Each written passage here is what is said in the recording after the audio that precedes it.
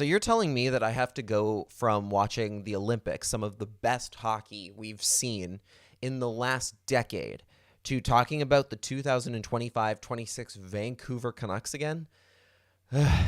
I am not ready for this second half of the season. Hello, everybody. My name is Lachlan, and I am writing the Stanchies tonight for the Vancouver Canucks and the Winnipeg Jets. I was not expecting to be doing the Stanchies today, which is why this video is a little rushed. We can't find Wyatt. We don't know where he is, so this has fallen to me.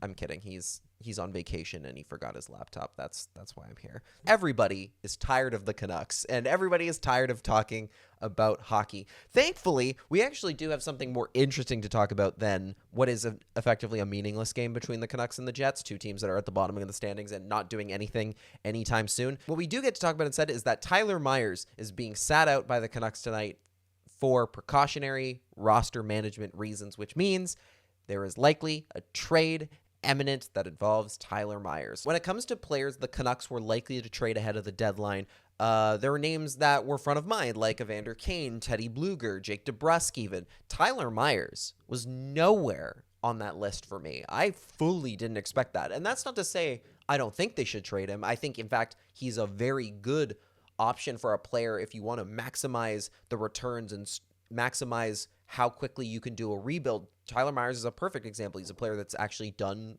admirably this season. He has not been one of the true Achilles heels for the Canucks. His value is at a decent rate right now, so you could get a good return for him depending on where he's going. You might get a mid-round draft pick for him, maybe more so if you're bringing in, say, a cap dump contract from another team to kind of maximize and juice that value.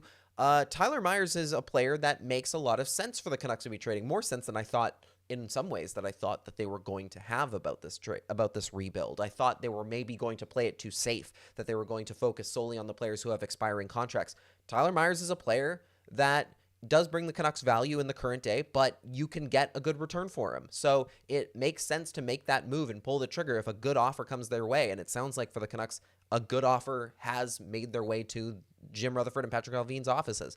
And it sounds like that is a move that is going to be made sooner rather than later. In theory, I covered Tyler Myers' last game as a Canuck before the Olympic break against the Golden Knights. Tyler Myers will not be in the lineup for the Canucks tonight. Neither will Connor Hellebuyck for the Jets. He is busy being a political pawn for the U.S. government, getting what I believe is a participation trophy for U.S. citizens at the moment. Instead, Eric Comrie will be in goal for the Jets tonight, making his appearance against Nikita Tolopilo, who will be starting for the Canucks as Kevin Lankinen returns from Milano Cortina after not playing any games for Finland, but he did get a bronze medal. He's the only Canuck returning with a medal. So honestly, good for Kevin Lankinen. They don't ask how you got the bronze medal. They just ask how many. And with that, I think we'll cut the video there. Thank you guys so much for watching. Make sure you like and subscribe if you enjoy this video. I have a lot more videos coming out over the next little while with the Canucks and the Golden Eyes and a few from the Olympics that I haven't not yet released that are coming out as well.